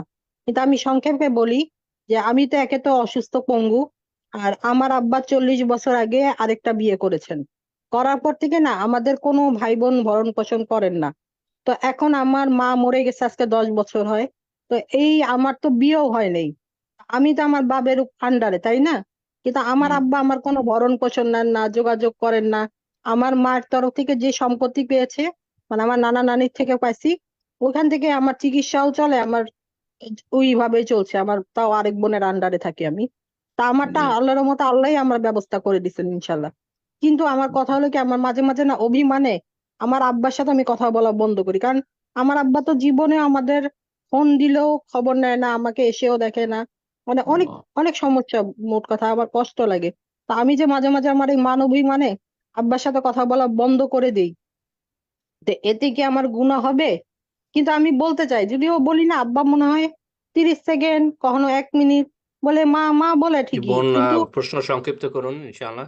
জি, জাযাকাল্লাহ খাইর। জি প্রশ্ন জি, সংক্ষিপ্ত করুন। মানে এই তো, এটাই আমার, যে আমার কি গুনাহ হবে? মানে আমি নিজে থেকে ফোন দিলে হয়তো আব্বা কথা বলে রেখে দেয়, তো মাঝে মাঝে অভিমানও বন্ধ করি, এতে কি আমার? বলছি বলছি বুঝে নিয়েছি আমি। বাপ জালেম, হক আদায় করছে না মেয়ের বা ছেলের, ছেলে মেয়ে কি কথা বন্ধ করতে পারবে? উত্তর হচ্ছে কথা বন্ধ করতে পারবে না। তবে জরুরি নয় যে প্রতিদিন সকাল বিকেল কথা বলতে হবে। হ্যাঁ, যদি আব্বা ফোন করে অবশ্যই রিসিভ করতে হবে। আব্বা যদি কথা বলতে চায় অবশ্যই কথা বলতে হবে। আব্বার সাথে যদি দেখা হয়ে যায় তাহলে অবশ্যই সালাম দোয়া করতে হবে এবং আহ, কথা বলতে, ভালো কথা বলতে হবে। আর মাঝে মধ্যে যোগাযোগ রাখা, মাঝে মধ্যে, এর পরিমাণ নির্ধারণ নাই যে সপ্তাহে একবার করতেই হবে, মাসে একবার করতেই হবে, বা প্রতিদিন একবার খোঁজ খবর নিতে হবে, না, জরুরি না, এটা ফরজ না। তবে ধরেন 2 মাস 3 মাস 4 মাস চলে যাচ্ছে, মাসকে মাস চলে যাচ্ছে, আর আব্বার সাথে যোগাযোগ করছেন না, এটা জায়েজ না। অথবা তিনি ফোন দিচ্ছেন, আপনি এড়িয়ে যাচ্ছেন, আপনি রিসিভ করছেন না, এটা জায়েজ না, এটা দেখো না হবে। আশা করি বুঝতে পেরেছেন। এই জন্য মাঝে মধ্যে, একটু কম হইলেও মাঝে মধ্যে, যেহেতু তিনি জালেম, তিনি হক আদায় করছেন না, সেই জন্য যদি তিনি ভালো মানুষ হইতেন তার সাথে প্রতিদিন যোগাযোগ রাখতাম। এখন প্রতিদিন রাখেন, সপ্তাহে একদিন রাখি, মাসে একদিন রাখি, এটা জায়েজ আছে, এতটা করতে পারেন। আল্লাহ তাআলা আলাম। জাযাকাল্লাহ খাইর। তো সেলিম ইকবাল, আপনি ফোনটা দেখছি আনমিউট করেছেন, তো আপনার যদি হজ সংক্রান্ত প্রশ্ন থাকে, শেখ আপনাকে অনুমতি দিয়েছিলেন, তো একটা প্রশ্ন করতে পারেন। জি জাজাকাল্লাহ খায়ের, জাজাক, আমাকে সুযোগটা দেওয়ার জন্য। শেখ, এবার যেটা এখন যেটা সৌদি সরকার আইন করেছে যে ওয়েস্টার্ন ইউরোপ থেকে যারা যাবে, নর্থ আমেরিকা থেকে যারা, তারা নুসুক হজ অ্যাপের মাধ্যমে যেতে হবে। তো ওরা প্যাকেজ দিয়ে দেয়, এই কাউকে কাউকে প্যাকেজে হাদিয়ে ইনক্লুড করেছে, কাউকে কাউকে দেয়নি, আমাদেরকে দেয়নি। তো আজকে সকালে ওরা আমাদেরকে ইমেল পাঠিয়েছে, বলেছে যে আমাদের হারামাইন.কমে গিয়ে আমাদের $325 জমা দিয়ে আমাদেরকে হাদিয়া করতে হবে। $325 মানে প্রায় 475 ক্যানাডিয়ান ডলার, এটা অনেক টাকা। আমাদের এখানে গরুর ভাগা 100-120 ক্যানাডিয়ান ডলার। এখন এটা আমাদের জন্য মস্ত বড় একটা বোঝা হয়ে গেছে। তো শেখ আমাকে, আমাদের যারা আগে গিয়েছে হজে, বললো যে আজিজিয়াতে ওখানে অনেক বাংলাদেশি থাকে, গরিব থাকে, ওরা অনেক ভালো, তোমরা ইচ্ছা করলে ওদেরকে বললে ওরাই লোকাল বাজার থেকে তোমাদের জন্য ছাগল কিনে ওরা কোরবানি করে দিবে, তোমরা ওরা রান্নাও করে দেবে, তোমরা খেতেও পারো, অনেক বিশ্বাসে আছে। তোমরা ইচ্ছা করে নিজের হাতে তোমরা কোরবানিও করতে, জবাইও করতে পারবা। তো সে এরকম একটা বিপদে যদি না হয়, তাহলে তো আমাদের ওই $475 দিয়ে আমাদেরকে হাদি করতেই হবে, এটা আমাদের উপায় নেই। আমি আমার স্ত্রী যাব, আমাদের প্রায় 900-950 ডলার লেগে যাবে শুধু হাদির পিছনে। তা আমরা কি আমাদের তো 300 জনের মতো আমরা থাকবো, আমাদের কারোরই হাদির কোনো সুযোগ নাই। তা আমরা কি তাহলে এভাবে কোরবানিটা করতে পারি? আপনার একটা দার্সে, আমি আপনার প্রতিষ্ঠা দার্সে ভিডিও দেখেছি, আলহামদুলিল্লাহ। তো এই এই এই এই আজিজিয়ার ভিতরে যদি কোরবানিটা করি, এটাকে হজের হাদি হিসেবে গ্রহণযোগ্য হবে? এবং আপনার অভিজ্ঞতাকে আমাদের একটু নসিহা করেন প্লিজ, আমরা বিপদে পড়ে গেছি।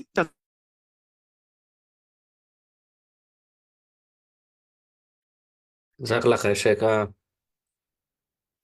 শেখ হাসান না? সুবহানাল্লাহ। জি, আসসালামু আলাইকুম শেখ। আপনার ফোনটা, আপনার মাইক্রোফোন এবং ভিডিওটা বন্ধ করা আছে এই মুহূর্তে। আমাকে শুনতে পাচ্ছেন শেখ?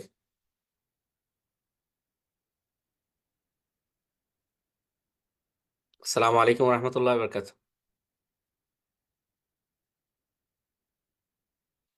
সম্মানিত দিনী ভাই এবং বোনেরা, আমরা একটু অপেক্ষা করি। তো শেখের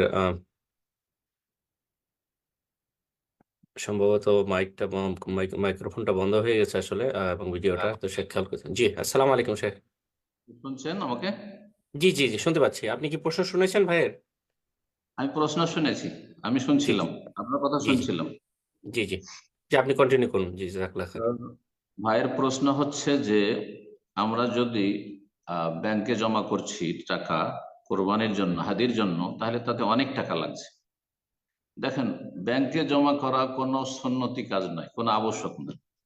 সরকারের মাধ্যমে কোরবানি করতে হবে এটাও শরীয়তে কোনো আবশ্যক নাই, এটা জায়েজ, সুন্নত না মুস্তাহাব না, জায়েজ। জি। তো এর চাইতে ভালো এটা হচ্ছে উকিল বানানো, যে আমি সরাসরি পারছি না কোরবানি করতে, সেজন্য সরকারকে বা অথবা তাদের যে ব্যাংক আছে আল রাজিকে, তাকে দিয়ে দিচ্ছেন, আপনি ডিপোজিট করছেন যে আপনারা আমাদের পক্ষ থেকে কোরবানি করে নেন। এটা জায়েজ শুধু, এটাও সুন্নত নয় আর এটাও কোনো ওয়াজিব নয়। তাহলে আসল হচ্ছে যে নিজের কোরবানি নিজে, সে বাড়ির কোরবানি হোক আর হজের কোরবানি হাদি হোক, নিজ হাতে কোরবানি করা বেশি উত্তম। মেনায় যদি কোরবানি সরাসরি গিয়ে আপনি ময়সেমে কোরবানির জায়গায় যান, তাহলে সেখানে গেলেও নিজে কোরবানি করা যায় না। তারপরে কোরবানি সেখানে আপনি নিজে দেখতে পারবেন যে আমার কোরবানি হলো, আর তারপরে কোরবানি গোস্ত চাইলে দেবে। এটা বর্তমান যেটা অবস্থা এখন আর কি। কারণ এতে অনেক পয়সা লেগে যাচ্ছে যদি আপনি টাকা জমা করছেন, তাহলে সেই জন্য আপনারা আজিজিয়াতে কোরবানি করতে চাইছেন বাংলা ভাষীদের মাধ্যমে, আর তারা কোরবানি করবে, আর কোরবানি করে আপনাদেরকে গোস্ত খাওয়াবে। এই ক্ষেত্রে বলবো যে শরীয়তের মাসলা শোনেন, যে মেনায় কোরবানি হাজী সাহেবদের হওয়া হচ্ছে উত্তম। যদি মেনায় কোরবানি করে এটি সুন্নাত, মুস্তাহাব, উত্তম, ওয়াজিব নয়। ওয়াজিব কি? হাজী সাহেবের কোরবানি হুদুদে হারাম, হারামের ভিতরে হইতে হবে, অর্থাৎ হারামের বর্ডার যতদূর পর্যন্ত আছে। আর আজিজিয়া হারামের ভিতরে, শুধু আজিজিয়া কোরবানি চলবে। তানঈমের বাইরে, মসজিদ আয়েশা রাদিয়াল্লাহু তাআলা আনহা যে মসজিদ, তার বাইরে যখন হারামের বাইরে চলে গেলেন কোরবানি চলবে না। জেদ্দার দিকে যখন হুদুদ হারাম বেরিয়ে গেলেন, তখনও সেখানে কোরবানি চলবে না। দেখতে হবে যে আপনি যেখানে কোরবানি করছেন সেই জায়গাটি হারামের ভিতরে কিনা। যদি হয়তো জায়েজ। মক্কার অফেজাজ ও মক্কাতা কুল্লাহা মানহারুন, নবী সাল্লাল্লাহু আলাইহি ওয়াসাল্লাম মক্কার অলি গলি সবগুলি কোরবানির স্থান।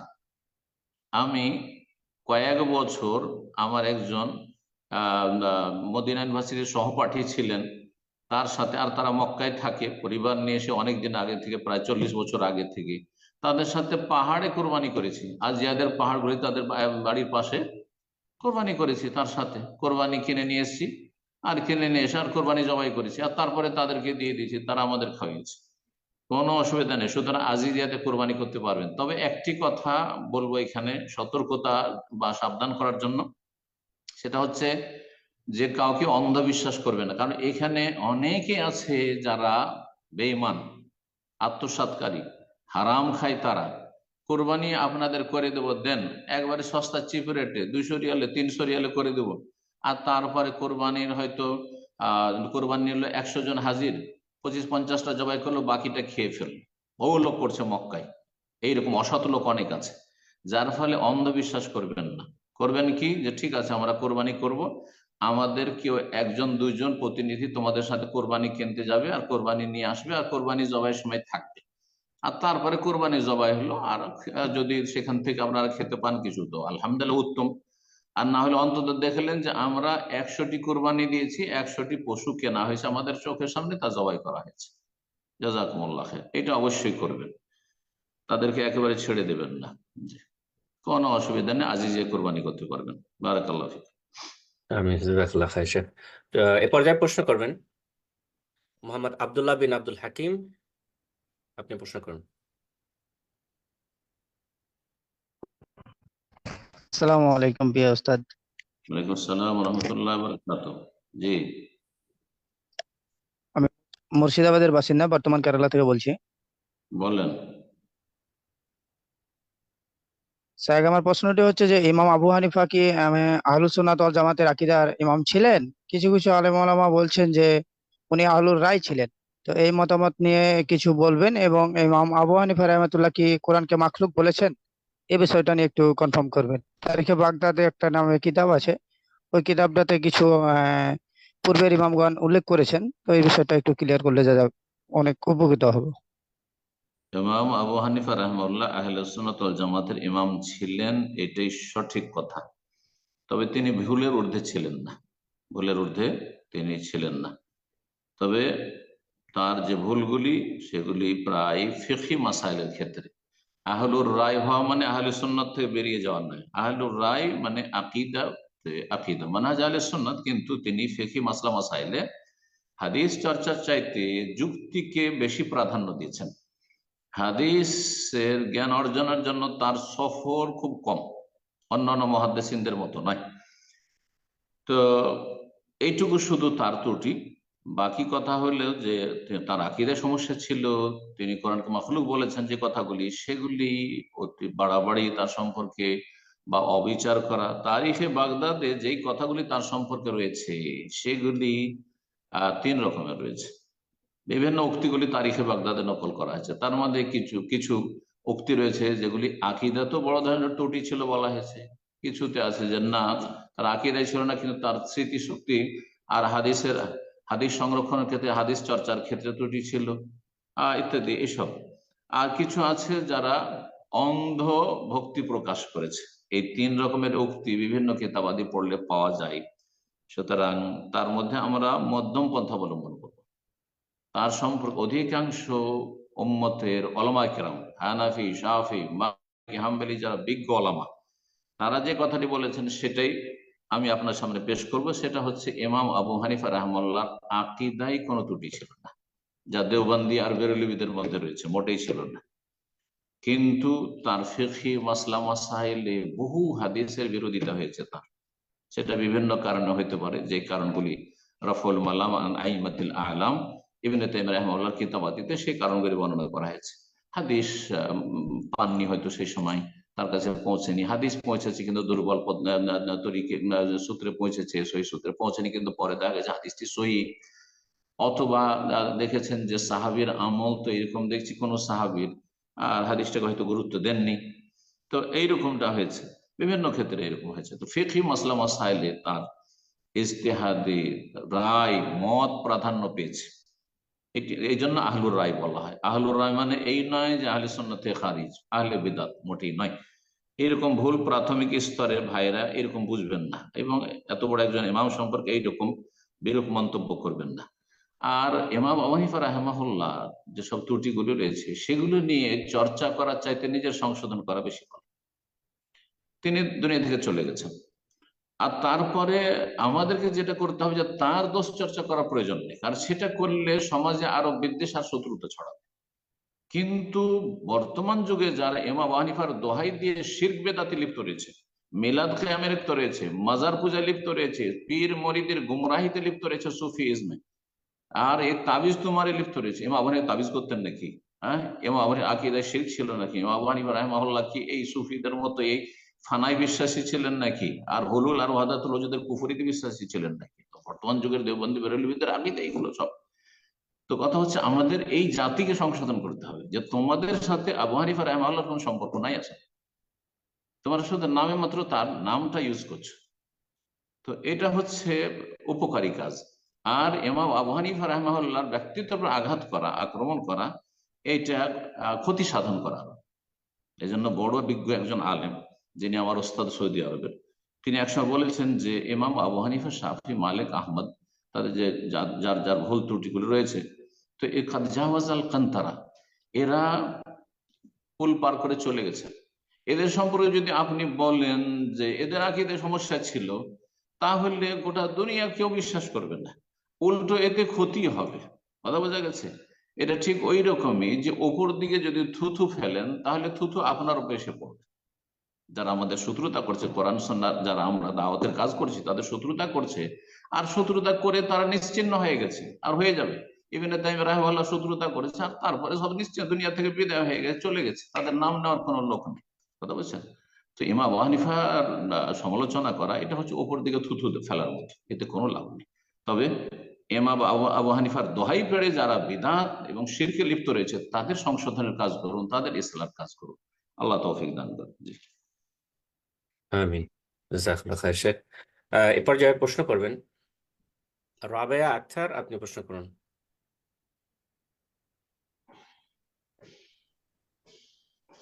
আসসালামু আলাইকুম। ওয়ালাইকুম আসসালাম ওয়া রাহমাতুল্লাহি ওয়া বারাকাতুহু। জি, জি, সম্মানিত শাহেখ, আমি ঢাকা উত্তরা থেকে বলতেছি। ভালো আছেন? জি, আলহামদুলিল্লাহ, বলেন। আহ, শাহেখ, আমি আমার ছেলের লেখাপড়ার ব্যাপারে একটু প্রশ্নটা আমার আমার ছেলে হলো 7.5 বছর। তো জি। ওকে এখন মাদ্রাসায় দিছি, আহ সহিহ আকিদার কোন মাদ্রাসায় মাদ্রাসা দিতে পারি নাই। কোন আহ, মাদ্রাসায় কোন মাদ্রাসায় দিলেন? দিয়েছি স্যার, তানজিমুল উম্মাতে দিছি আর কি, উত্তরাতে তানজিমুল উম্মাতে দিছি, কাছে আছে। কোরআন 7.5 বছর আর কি। মুখস্থ করার হ্যাঁ জন্য দিয়েছেন না ক্লাসে পড়ার জন্য দিয়েছেন? স্যার, এখন আমপাড়া পড়ে আর কি, পরে হিপসে দিলে তখন ইচ্ছা হচ্ছে মানে শুধু হিপস করবে আর কি। ও আচ্ছা আচ্ছা, ঠিক আছে, হেফজ হেফজ পড়ালে আম- ঠিক আছে। হ্যাঁ, হেফজ পড়া এখন আমার প্রশ্নটা হচ্ছে যে আমরা যে মানে ওকে মদিনা ভার্সিটিতে বড় হলে মানে পড়ানোর ইচ্ছা আর কি। এখন আমি কিভাবে ওকে সামনে আগায় নিতে পারি? আমাদের ইয়াটা কি ঠিক আছে? যেমন সামনে যখন ও নাজেরা শেষ করে মানে হিপস ধরবে, তখন কি আহ, মানে হিপস শুধু রাখবো নাকি জেনারেল রাখতেই হবে মাদানী ভার্সিটিতে যদি আমরা পরবর্তীতে পড়াতে চাই? হেফজের সাথে আমাদের দেশে যে হেফজ খানার পদ্ধতি, পুরনো পদ্ধতি, অবশ্যই এটা অনেকে পরিবর্তন করেছে, জানি না সেখানকার অবস্থা যেখানে আপনার ছেলে আছে। সেটা হচ্ছে যে হেফজও করে যাচ্ছে প্রতিদিন, আর তার সাথে যে এই ছোট ক্লাসগুলো সেগুলো কভার করে যাচ্ছে। তো এতে হচ্ছে হবে কি যে বয়সটা ল্যাপস হবে না, সময়টা নষ্ট হবে না বেশি। শুধু শুধু হেফজ করতে গিয়ে 4-5 বছর 6 বছর লাগিয়ে দিয়ে যখন একবারে দাড়ি মোচ গজিয়ে গেল আর তারপরে এনার্জি লেস হয়ে গেছে, আর লেখাপড়া করতে চায় না, অধিকাংশ হাফেজগুলি এই জন্য ভালো আলেম হতে পারে না। এটা আমার অভিজ্ঞতায় বলছি ছোট থেকে, কারণ আমরা 9 ভাই মাদ্রাসায় লেখাপড়া করেছি। 2 ভাইকে আমরা হেফজখানায় দিয়ে দেখেছি যে তারা অন্যান্য যে ভাইগুলো যে আলেম যে পর্যায়ে হয়েছে সেই পর্যায়ে যেতে পারেনি। এর পিছনে কারণটাই হচ্ছে যে হেফজের তারা যথেষ্ট সময় লাগিয়ে দিয়েছে, আমাদের হেফজখানার সিস্টেমটা ভালো না।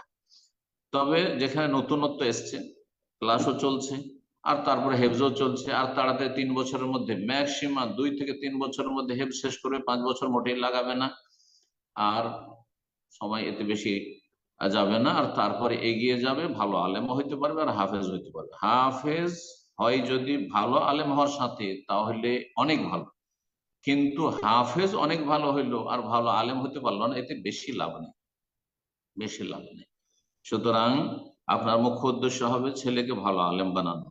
তো মদিনা ইউনিভার্সিটি বা সৌদি আরবের ইসলামিক ফ্যাকাল্টি গুলোতে যদি নিয়ে আসতে হয়, তাহলে যেসব মাদ্রাসাগুলি রয়েছে, এখন তো 7.5 বছর বয়স, একটু এগিয়ে যাক, 10-11 পর্যন্ত হেফজটা কমপ্লিট করে নিক, যেন 12-14 না চলে যায়, 12-র ওপরে মোটেই যেন না যায়। আর হেফজ কমপ্লিট হয়েছে আর প্রাথমিক ক্লাসগুলি ক্লাস 5 পর্যন্ত হয়ে গেছে, সেটা স্কুল মাদ্রাসার মাধ্যমে হোক, যেখানে হোক না কেন, মোটামুটি নিজের ভাষাও জানছে, বাংলাও জানছে, আর প্রাথমিক পর্যায়ের আরবি কিছু লেখাপড়া জানছে।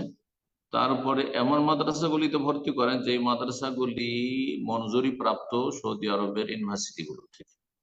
মিরপুরে মাদ্রাসা রয়েছে, মনে হয় দারুস সুন্নাহ যেটির নাম, সেটা রয়েছে। তারপরে আপনার এতে রয়েছে আরো মাদ্রাসা, যাত্রাবাড়ি এতে রয়েছে, উত্তর যাত্রাবাড়িতে মোহাম্মদী আরাবিয়া। এছাড়াও আরো মাদ্রাসা রয়েছে, নাজিরাবাদের মাদ্রাসা রয়েছে। জি, তো এইভাবে অনেকগুলি মাদ্রাসা রয়েছে। আরুল হাদিসদের মাদ্রাসা রাজশাহীতে রয়েছে, বিভিন্ন জায়গায়। এখন তো অনেক মাদ্রাসা, আলহামদুলিল্লাহ। এক সময় ছিল যে গোটা বাংলাদেশে 1-2টি মাদ্রাসা থেকে আসতো, শুধু শুধু মাদ্রাসা মোহাম্মদী আরবি, অন্য কোনো মাদ্রাসা তেমন মনোযোগী ছিল না, যার ফলে ছেলে আসতে পারতো না। তখন ওই আলিয়ার ছেলেরা চলে আসতো, আলিয়ার ছেলেরা আসতো, অনেকে সেখান থেকে বেদাত আর গুমরাহি আর চরমপন্থা নিয়ে আসতো। এখানে সে কেউ হেদায়েত হয়েছে, কেউ হেদায়েত হয়ও নি, এমনও হয়েছে। তো আর একটা পদ্ধতি হচ্ছে যে আলিয়ার সার্টিফিকেট দিয়ে ভালো রেজাল্ট করে আসা, সেটা একটা পদ্ধতি। তো এখন যথেষ্ট সময় আছে। আর মদিনা ইউনিভার্সিটিতে অ্যাডমিশনের জন্য সময় হচ্ছে 18 থেকে নিয়ে 25 বছরের মধ্যে। আমাদের যুগে 22 বছর ছিল। 18 থেকে 25 বছরের ভিতরে যে কোনো সময় অ্যাপ্লাই করে অ্যাডমিশন নিতে পারবে সৌদি আরবে। আল্লাহর কাছে দোয়া করে আল্লাহ কবুল করুন, আল্লাহ আপনার মনের আশা পূরণ করুন। বারাকাল্লাহ ফিক। আমিন। জাযাকাল্লাহ খায়ের। এ পর্যায়ে প্রশ্ন করবেন আব্দুর রহমান, আপনি প্রশ্ন করুন। আসসালামু আলাইকুম সাহেব, বাংলাদেশ থেকে ওয়ালাইকুম বলছি। আসসালাম ওয়া রাহমাতুল্লাহি ওয়া বারাকাতুহু। জি, সাহেব, আমরা জানি আল্লাহ তাআলার অনেক সুন্দর নাম এবং গুণ রয়েছে, কিন্তু আমরা যারা সাধারণ মানুষ, যেগুলো কোরআন এবং বুঝলাম না, প্রথম সহিহ প্রথম হাদিসে বাক্যটা এসেছে, বুঝলাম না, আপনার কথাটা আবার পুনরায় বলুন। আমরা জানি আল্লাহ তাআলার অনেক সুন্দর এবং নাম নাম এবং গুণ রয়েছে। আল্লাহ সুন্দর সুন্দর নাম এবং নাম গুণ। রয়েছে, না কি বলছেন? হ্যাঁ, জোরে বলেন না, আস্তে কথা আছে। আমরা জানি আল্লাহ আল্লাহ সুন্দর তাআলার নাম অনেক রয়েছে। সুন্দর, হ্যাঁ, অনেক গুণও রয়েছে। তো জি, যেগুলা কোরআন এবং হাদিসে আসছে, আমাদের মতো সাধারণ মানুষ যারা, তারা তো সবগুলা জানি না। তো যখন কেউ আমাদেরকে আল্লাহ তাআলার গুণ সম্পর্কে একটা জানাবে কিন্তু সাথে কোনো দলিল পেশ করবেন না, তখন আমাদের করণীয় কি হবে? যখন যেমন কিছুদিন আগে একজন বললো যে আল্লাহ তাআলা কষ্ট পান, বা আমরা জানি যে আল্লাহ তাআলা যাকে ইচ্ছা ক্ষমতা দান করেন, যার থেকে ইচ্ছা ক্ষমতা নিয়ে নেন। তো এই যে ক্ষমতা নিয়ে নেন, এটা নাকি আল্লাহ তাআলার গুণ। তো তখন আমাদের করণীয় কি হবে? কোন নীতি অবলম্বন করবো একটু যদি বলতেন। হ্যাঁ, তুই তো কোরআনে আছে তুতিল মুলকা মান তাশা ওয়া তানজিউল মুলকা মিম্মান তাশা। রাজত্ব তুমি কাউকে দিয়ে থাকো হে আল্লাহ, আর কারো কাছ থেকে তুমি ছিনিয়ে নিয়ে থাকো। অত দিল্ল মান তাশা, কাউকে তুমি লাঞ্ছিত অপদস্থ করো। অত ইজ্জ মান তাশা, কাউকে তুমি ইজ্জত দিয়ে থাকো। কাউকে আমির বানিয়ে থাকো, কাউকে গরিব বানিয়ে ফকির বানিয়ে থাকো। তো আল্লাহর সিফাত, আল্লাহর গুণ। এক কথায় দেখেন, এত তাওহীদুল আসমা সিফাতে জনগণকে ঢুকিয়ে দেওয়া আহ, আর জনগণকে পেরেশানিতে ফেলে দেওয়া, এটা কিন্তু আমাদের সালাফদের তরিকা নয়, যেই তরিকা কিছু আলেমরা শুরু করেছে। এটা শেখ সাফিউর রহমান মোবারকপুরি বলতেন যে জনগণ, আর এটা ভালো কোশ্চেন, বড় বড় সৌদি আরবের ওলামারা বলছেন, জনগণ আলাল ফিতরা, প্রাকৃতিক ইসলামের ওপর, ফিতরাতুল ইসলামের ওপর যদি থাকে, যে আমি ইসলামে যা প্রমাণিত, কোরআনে বা হাদিসে যা প্রমাণিত, আল্লাহ সম্পর্কে, আল্লাহর দিন সম্পর্কে, রসুল সব মানি, অস্বীকার করি না, বাস মুসলিম সে। চিন্তা করুন সাহাবীরা কি এগুলো এক একটা করে শিখতেন নাকি নবী সাহাবীর কাছে, যে জাতি সেফাত না এটা ফেলি সেফাত, আর তারপরে এটা ইতিবাচক না নেতিবাচক, আর এসব কোনটা কি করব। হ্যাঁ, আল্লাহর নজুল নিয়ে তাদের গবেষণা, আল্লাহর অবতরণ নিয়ে, তো আল্লাহর আশা আগমন নিয়ে, না না না, এগুলো করতেন না। তারা বিশ্বাস করতেন যে আল্লাহ বলেছেন, রসুল বলেছেন, বিশ্বাস করি, ব্যাস যথেষ্ট, এতটাই যথেষ্ট। বেশি ঝামেলায় ফেলে দিয়ে নিজে ক্ষতিগ্রস্ত হবেন, আর তাদের শিষ্যরা এক শ্রেণী ফিতনা ছড়াচ্ছে, তাদের কিছু ছাত্র আছে খালি ফিতনা ছড়াচ্ছে। হ্যাঁ, এই আলেমের আকীদা ঠিক নয়, এই আহলে হাদিস আলেমের ঠিক নয়, এই সালাফি আলেম সালাফি নয়, সালাফি দিয়ে শুধু খারেজ করছে। আল্লাহ হেদায়েত দান করুন, জি, বুঝার তৌফিক দান করুন। আমিন। প্রশ্ন করবেন আজ আজরাফ জায়ান আরিক, আপনি প্রশ্ন করুন। আসসালামু আলাইকুম শেখ। ওয়ালাইকুম আসসালাম ওয়া রাহমাতুল্লাহি ওয়া বারাকাতুহু। জি, আমি আমেরিকা থেকে বলছি শেখ। বলেন। তো শেখ, আমার প্রশ্নটা হচ্ছে যে আমরা তো জানি যে আম, কোনো মানুষ যখন নামাজ ত্যাগ করে, সে কুফরি করে, সে ইসলাম থেকে বের হয়ে যায়। তো শেখ, এমত অবস্থায় যদি কোনো মানুষ আবার তওবা করে ইসলামে ফিরতে চায়, তাহলে তাকে কি করতে হবে? তাকে কি শাহাদা পাঠ করে আবার ফরজ গোসল করতে হবে, নাকি আবার তাকে আহ কিছুই করতে হবে না, পরবর্তী নামাজ ওয়াক- পড়তে হবে, নামাজ পড়লেই পরবর্তী হবে। ওয়াক্তে নামাজ পড়তে হবে? ফজর ফজর ছেড়েছে, জোহর পড়লে সে মুসলিম হয়ে গেল, কথা বোঝা গেছে, ইসলামে চলে আসো। আবার ছেড়ে দিল, কুফরিতে চলে গেল। দেখেন, নামাজ এক দু ওয়াক্ত চার ওয়াক্ত ছাড়লে, মাঝে মাঝে ছাড়লে বড় কাফের হয় কিনা, এই নিয়ে জটিল ইখতিলাফ রয়েছে। যারা কাফের বলেছেন তাদের মাঝেও দুটো মত রয়েছে। যারা টোটালি সালাত পড়ে না, 5 ওয়াক্তের 1 ওয়াক্ত পড়ে না, তারা কাফের। কিন্তু 5 ওয়াক্তের 3 ওয়াক্ত পড়ে, 2 ওয়াক্ত পড়লো না, তারা কাফের কিনা, একদল বলছে তারাও কাফের। যখনই ছাড়লো 1 ওয়াক্ত, তখন কাফের হয়ে গেল। হ্যাঁ, তো আপনি যেভাবে জিজ্ঞাসা করেছেন, তাদের মতে ফজর ছেড়েছে, আবার জোহরে পড়লো, তখন সে মুসলিম, এটাই তার তওবা। হ্যাঁ, এটাই তার তওবা। আর আসর পড়লো, সে মুসলিম, আবার ছেড়ে দিয়ে সে কুফরি করলো। বোঝা গেছে? জি। আপনি নিজে 1 ওয়াক্ত ছাড়বেন না।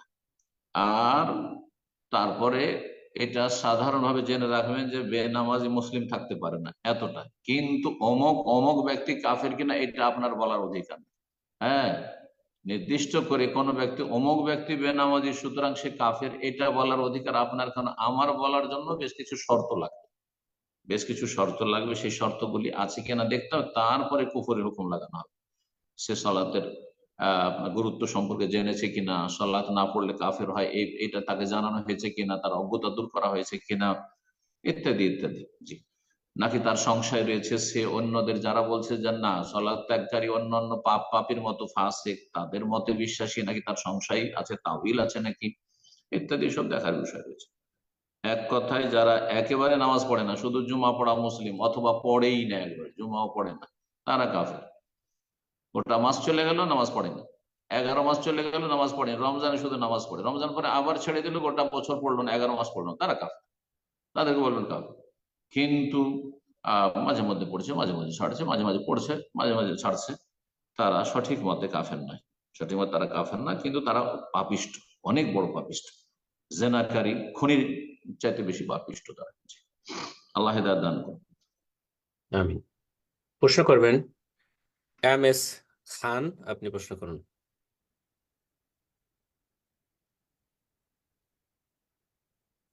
MS খান, ফোনটা আনমিউট করে নিন, প্রশ্ন করুন।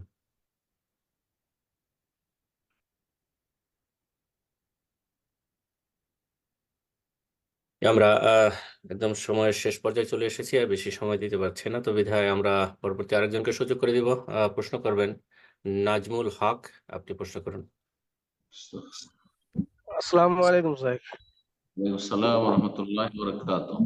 জি ঢাকা গাজীপুর থেকে বলছিলাম। বলেন। আমার আজকের এটা হলো যে আমার এক কলিগ আছে, তো নামাজ টামাজ পড়ে না, মাজারে বিশ্বাসী মুরিদ হয়ে আছে। ও অনেক নাফরমানি কথা বলে, অনেক কথাবার্তা বলে আর কি, মানে যে খুবই খারাপ কথা বলে। স্যার কোথায় সিজদা দিচ্ছেন, সিজদাটা ঠিক হচ্ছে কিনা, কোন জায়গায় দিচ্ছেন, জান্নাত জাহান্নাম সবকিছু নিয়ে যেন অনেক খারাপ কথা বলে।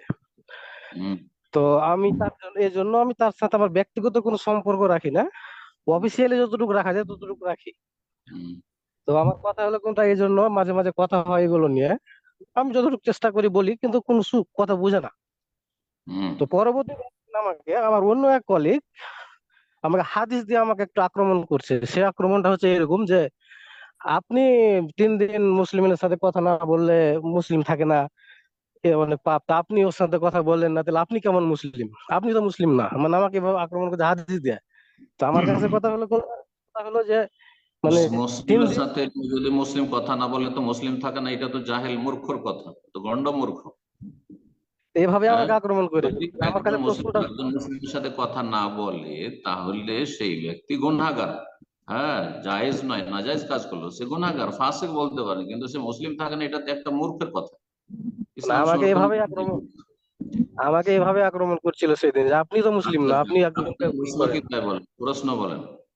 এই যে আমার প্রশ্নটা হলো যে, মানে যে ওই হাদিসের অনুযায়ী কোন রকম ক্যাটাগরির মুসলিমরা পড়বে? এটা আমার তো মুসলিম না। যেই ব্যক্তি ইসলামকে নিয়ে বিদ্রুপ করছে, আপনি ইসলাম পালন করছেন অথবা ইসলামের কথা বলছেন, সেই জন্য তুচ্ছ তাচ্ছিল্য করছে, সে তো কাফের। ইস্তেহজাবিদ দিন, দিনকে নিয়ে, দিনদারকে নিয়ে, ইবাদত নিয়ে, নামাজ নিয়ে ঠাট্টা উপহাস করা, এটা বড় কুফরি, ইমান ভঙ্গকারী। তারপরে সে এত এত নামাজ পড়েন না, সে কাফের। তাহলে কয়েক কুফরি তার মধ্যে বিদ্যমান, সে কিসের মুসলিম? তার সাথে কথা বলার আছে। তবে অফিসিয়াল ক্ষেত্রে, দুনিয়ার ক্ষেত্রে, ব্যবসা বাণিজ্যের ক্ষেত্রে আমরা মুসলিমের সাথে সম্পর্ক রাখছি, ওই রকম সম্পর্ক, ভালোবাসার অন্তরের সম্পর্ক জায়েজ নয়। ইমানি ভাতৃত্ব তার সাথে নেই। কোন মোরতাদ বেনামাজি ব্যক্তির সাথে টোটালি নামাজ পড়ে না, অথবা ইসলামকে নিয়ে তুচ্ছ তাচ্ছিল্য করে, সেই ব্যক্তি বা মোরতাদ, তার সাথে অন্তরের ভালোবাসা হারাম। তার সাথে খাওয়া দাওয়া আর আমোদ ফুর্তি, তাকে ডাকা নিজের বাড়িতে, এসব হারাম, আন্তরিকতা হারাম। জি, তার সাথে কথা বলার ক্ষেত্রে আমার প্রয়োজন হলে কথা বলবো, না হলে বলবো না। কলিগ হিসাবে যখন অফিস টাইমে থাকবেন তখন কথা বলে নেবেন, তার অনিষ্ট থেকে বাঁচার জন্য এবং কাজকর্মের জন্য। কিন্তু পার্সোনালি তার সাথে কথা বলার কোনো প্রয়োজন নেই, তাকে সালাম দেওয়া জায়েজ নয়। জি, তার সাথে আত্মীয়তা জায়েজ নয়, তার জানাজায় উপস্থিত হওয়া জায়েজ নয়, তাকে দাফন করবেন না মুসলিমদের কবরস্থানে। জি, জাজাকাল্লাহ খায়ের। তো আজকের প্রোগ্রামের সর্বশেষ প্রশ্ন নিব, যার মাধ্যমে আজকের প্রোগ্রাম শেষ হয়ে যাবে ইনশাআল্লাহ। আর যারা অনেকেই হ্যান্ড রেজ করেছিলেন, আজকে প্রশ্ন করতে সুযোগ পেলেন না, ইনশাআল্লাহ আগামী সপ্তাহে প্রোগ্রামের শুরুতে, which is new York time, সকাল 9টায় আমাদের জুম অ্যাপ ওপেন করা হয়। আপনার শুরুতে এসে হ্যান্ড রেজ করবেন, ইনশাআল্লাহ আমরা আগামী সপ্তাহে আপনাদের প্রশ্নগুলো নেওয়ার চেষ্টা করব। শেষ প্রশ্ন করবেন শফিকুল ইসলাম, আপনি প্রশ্ন করুন। আসসালামু আলাইকুম সম্মানিত শায়েখ। ওয়ালাইকুম আসসালাম ওয়া রাহমাতুল্লাহি ওয়া বারাকাতুহু। জি আমি বলেন। আসাম থেকে ধুবড়ী জেলার বিলেশিপাড়া থেকে বলছি। আমি মাশাআল্লাহ, আপনার বক্তব্য শুনে আহলে হাদিস হয়েছি, আগে তাবলীগ করতাম। তো আলহামদুলিল্লাহ, আল্লাহ কবুল করুন, আল্লাহ কবুল করুন, সিরাতে মুস্তাকিম, সরল দোয়া পথে করবেন। রাখুন। দোয়া করবেন। আমার এখান থেকে মসজিদে বের করে দিয়েছিল, তাদের জমিতে আমাকে উঠতে দেয় নাই, এরকম আল্লাহ বহুত সমস্যা করুক, হয়েছে। তাদের অনিষ্ট থেকে আল্লাহ রক্ষা করুক। তো আমার প্রশ্ন হচ্ছে, আমরা যে গাড়ির ইন্স্যুরেন্স করি, আমার এই যে 2 চাকা গাড়ি বা 4 চাকা গাড়ির ইন্স্যুরেন্স করিয়ে দেয় মানুষের, তো এটা কি, এই ব্যবসাটা কি সুদের মধ্যে পড়ে? এটা কি জায়েজ হবে কিনা একটু বলবেন? জাজাকাল্লাহ। ইন্স্যুরেন্স, অধিকাংশ ওলামারা বলছেন যে যদি কোঅপারেটিভ ইন্স্যুরেন্স না হয়, হ্যাঁ, মানুষের সহযোগিতার জন্য যেমন ইন্স্যুরেন্স, সেটা জায়েজ শুধু। আর এমনি যেটা বিজনেস ইন্স্যুরেন্স, সেটা জায়েজ নয় অধিকাংশ ওলামাদের নিকট। এটা এক ধরনের জুয়া। তো এই ক্ষেত্রে আপনি কোন ইন্স্যুরেন্স কোম্পানি চালাচ্ছেন, ব্যবসা করছেন, তার সাথে লেনদেন করছেন, তাতে জব করছেন, স্থাপে, এটা এগুলো জায়েজ। কিন্তু অনেক সময় ইন্স্যুরেন্স করতে বাধ্য, আইন বাধ্য করছে, হ্যাঁ, অথবা পরিস্থিতি বাধ্য করছে। ইন্স্যুরেন্স না করলে, আল্লাহ না করে হঠাৎ করে যদি একটা অ্যাক্সিডেন্ট হয়, লাখ লাখ টাকা চলে আসলো, কোথা থেকে দেবেন আপনি?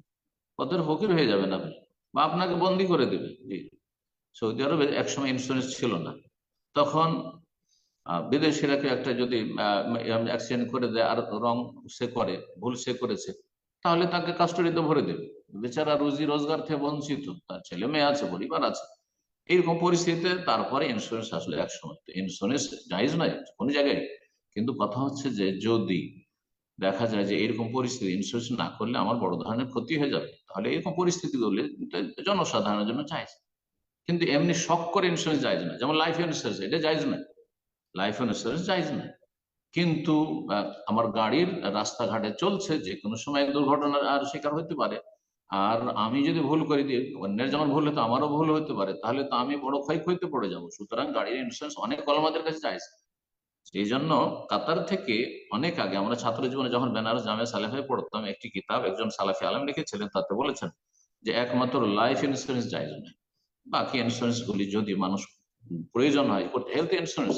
এখন হঠাৎ করে মানুষের বড় ধরনের রোগে আক্রান্ত হতে পারে, এখানে লাখ লাখ রিয়াল বিল চলে আসে, কোথা থেকে দেবে সে? 10 বছরও সে পেমেন্ট করতে পারবে না হয়তো। তো সেই জন্য হেলথ ইন্স্যুরেন্স এখন চলে আসছে। আর হেলথ ইন্স্যুরেন্স না হলে এখানকারই হবে না, আইডি কার্ডও হবে না, অবৈধ হয়ে যাবে। সুতরাং এখানে জায়েজ, কোনো অসুবিধা নেই, কোনো গোনা হবে না। জাযাকুমুল্লাহ। তো আপনার পরিস্থিতিটা দেখতে হবে। বিশেষ করে আপনি শখ করে লাইফ ইন্স্যুরেন্স করবেন না, আপনি বাড়ির হাউস ইন্স্যুরেন্স করবেন, বাড়ির ইন্স্যুরেন্স করবেন না, কিন্তু গাড়ি রাস্তাঘাটে চালাচ্ছেন, বা কাগজপত্রের ক্ষেত্রে প্রয়োজন এইসব ইন্স্যুরেন্সের, সুতরাং সেই ক্ষেত্রে জায়েজ, সেক্ষেত্রে জায়েজ। এই ব্যবসাতে আপনি পুরোপুরি ইনভলভ হবেন না, কিন্তু প্রয়োজনে জায়েজ আছে। জাযাকুমুল্লাহ। বারাকাল্লাহ ফিক। শেখ, আজ শেষ করা যাক এখানে ইনশাল্লাহ, অনেক সময় হয়ে গেল, একটু দোয়া করে শেষ করে দেন ইনশাল্লাহ। জাযাকাল্লাহ খাইর। জাযাকুমুল্লাহ খাইর, বারাকাল্লাহ বারাকাল্লাহ। ফিকুম। কিছু ভাইরা থাকলেন আজকে আর প্রশ্ন করলেন, আল্লাহ তাদেরকে উত্তম বদলা দান করেন। যারা শুরু থেকে থেকেছেন দার্সে, আল্লাহ রাব্বুল আলামিন তাদের আরো বেশি তৌফিক দান করেন। যেসব ভাইরা আংশিক থেকেছেন তাদেরকে আল্লাহ বেশি বেশি আরো ইলম হাসিলে তৌফিক দান করেন, উপকারী জ্ঞান দান করেন, ভালো আমলে তৌফিক দান করেন, এবং দিনের পথে চলার এবং প্রতিষ্ঠিত থাকার তৌফিক দান করেন। আল্লাহ আমাদের সকলকে জান্নাতুল ফিরদৌস দান করেন। আর এই সামনের সপ্তাহগুলিতে আশা করব যে যেহেতু হজ কাছে আসছে, সুতরাং হজ, ওমরা, কোরবানি সংক্রান্ত মাসলা মাসাইল সম্পর্কে আপনারা জিজ্ঞাসা করার চেষ্টা করবেন, যাতে করে একজন আর একজনকে উপকৃত করতে পারে। আপনার একটি মাসলা জিজ্ঞাসা করার কারণে অনেক লোকের লাভ হয়ে যাবে, যখন সেটা পরোক্ষভাবে সোশ্যাল মিডিয়াতে যাবে আর লোকেরা শুনবে, অনেক প্রশ্ন উত্তর পেয়ে যাবে আপনার এই প্রশ্ন করার কারণে। জিবরাইল আলাইহিস সালাম রাসূলুল্লাহ সাল্লাল্লাহু আলাইহি ওয়াসাল্লামকে এসে কেন জিজ্ঞাসা করতেন? যাতে করে সাহাবায়ে কেরাম জানতে পারে এই মাসলা মাসাইল, যে ইসলাম কি জিনিস, ঈমান কি জিনিস, ইহসান কি জিনিস, কিয়ামত কখন হবে, কিয়ামতের লক্ষণ কি, ইত্যাদি। তো ওই রকমই আপনার একটি প্রশ্নের কারণে হতে পারে যে লক্ষ লক্ষ মানুষ উপকৃত হতে পারে সেই উত্তরটি পেয়ে। এই জন্য আপনারা সময় উপযোগী প্রশ্ন করার চেষ্টা করবেন, যারা নিয়মিত আমাদের এই জুম প্রোগ্রামে থাকছেন। ওয়া জাযাকুমুল্লাহ খাইরান ওয়া সাল্লাল্লাহু আলা নবিয়িনা মুহাম্মদ ওয়া আলা আলিহি ওয়া সাহবিহি আজমাইন।